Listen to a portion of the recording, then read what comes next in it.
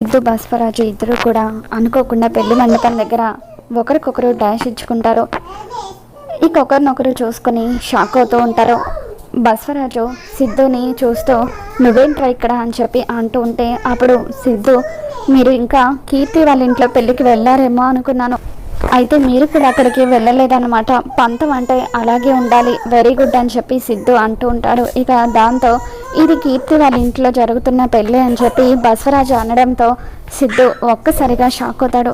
ఇక తర్వాత తులసి ఒక దగ్గర మంగళ స్నానానికి కావాల్సిన ఏర్పాట్లన్నీ కూడా చేస్తూ ఉంటుంది. ఇక అప్పుడు సిద్ధు అక్కడికి వెళ్ళి తులసికి ఎదురుగా నిలబడి నవ్వుతూ తులసిని కన్నార్పకుండా అలాగే చూస్తూ ఉంటాడు. ఇక అలా తులసి లక్ష్మీ కూతురు అన్న విషయం సిద్ధుకైతే తెలిసిపోయి తులసి తన మరదలని అలా ఆనందంతో తన వైపు చూసి సైట్ కొడుతూ ఉంటాడు.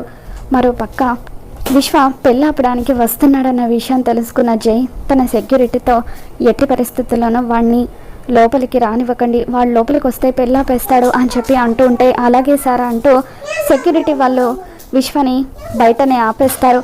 ఇక దాంతో జాను వాళ్ళ ఇంట్లో ఉంటున్న రాము అక్కడికి వచ్చి సెక్యూరిటీ వాళ్ళు విశ్వని ఆపుతూ ఉంటే ఆపొద్దని చెప్పి సైగ చేస్తూ ఉంటాడు.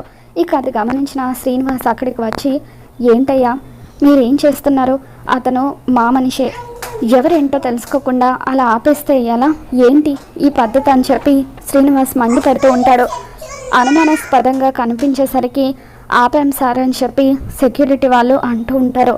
సరే అతన్ని లోపలికి పంపించండి అని చెప్పి శ్రీనివాస్ అంటూ ఉంటే, అంకుల్ నేను అర్జెంటుగా జానుని కలవాలి అని చెప్పి విశ్వ లోపలికి పరిగెత్తుకుంటూ జాను దగ్గరికి వస్తూ ఉంటారు. మరి జై కుట్ర గురించి విశ్వ జానుకి చెప్పేస్తాడా, ఏం జరగబోతుందో మళ్ళీ మన ఛానల్లో తెలుసుకుందాం. ఈ వీడియో మీకు నచ్చినట్లయితే తప్పకుండా లైక్ చేయండి.